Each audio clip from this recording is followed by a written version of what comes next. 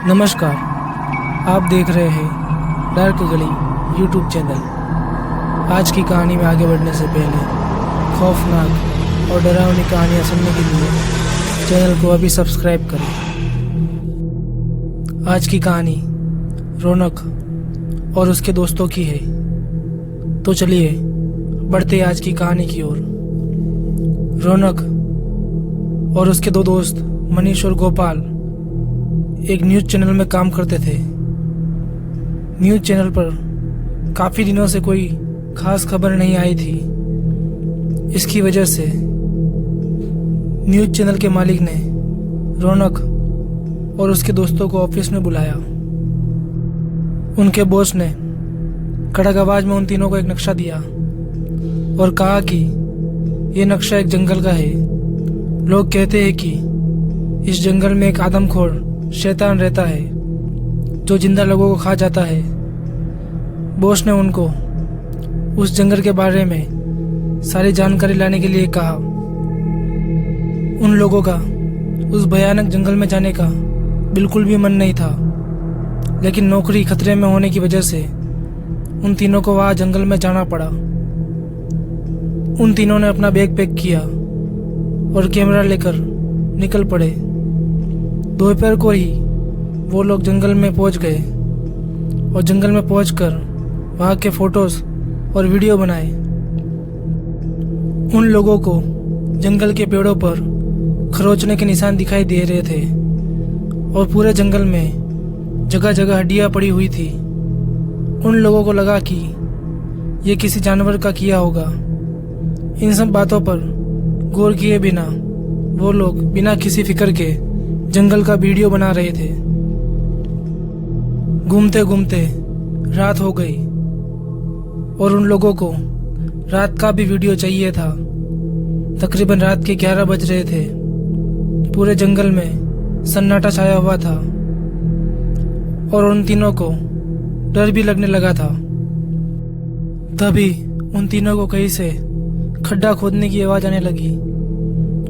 उन्होंने अपनी नजर घुमाई तो उनको दो मजदूर दिखाई दिए जो अंधेरे में खड्डा खोद रहे थे। उन तीनों को ये बात अजीब लगी कि ये लोग इतनी रात को यहाँ पर क्या कर रहे होंगे। वो लोग मजदूरों के पास जाते हैं और उनसे पूछते हैं कि कौन हो तुम और इतनी रात को यहाँ पर क्या कर रहे हो। लेकिन उन लोगों ने कुछ भी नहीं कहा और ना ही अंधेरे में उन लोगों के चेहरे दिखाई दे रहे थे। गोपाल ने एक मजदूर का हाथ पकड़ा और पूछा तो उस मजदूर का हाथ निकलकर गोपाल के हाथ में आ गया था।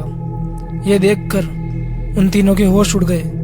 गोपाल नीचे गिर जाता है। तभी अंधेरे में से एक जानवर जैसा दिखने वाला आदमी जिसके बड़े बड़े नाखून और काले दांत थे वो गोपाल के ऊपर आ जाता है और गोपाल को फाड़ कर खाने लगता है।